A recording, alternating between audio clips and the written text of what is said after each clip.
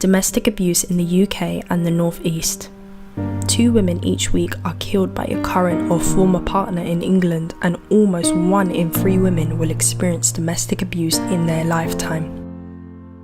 94% of young people experiencing abuse within their intimate relationships are women.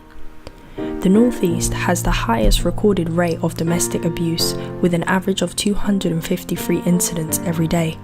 The UN has described the worldwide increase in domestic abuse as a shadow pandemic alongside COVID-19, as it is through that cases have increased globally by 20% during the lockdown, many people being trapped at home with their abusers with no escape.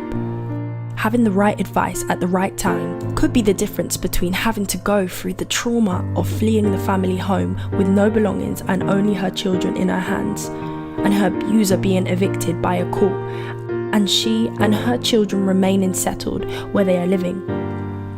Could be the difference between saying no to a second date and living years of abuse due to not recognizing the signs. Could be the difference between needing long-lasting mental and emotional support for years to come after that relationship has ended and being able to enter a new supportive relationship. Could be the difference between her living a healthy, wholesome life and her death. The Empowerment Project. The Empowerment Project will provide essential education, support, and legal advice to victims of abuse, providing them with the tools to recognize the signs of domestic abuse, the ability to set appropriate relationship boundaries, providing an early intervention support service in order to enrich the lives of people, enabling them to live free from abuse.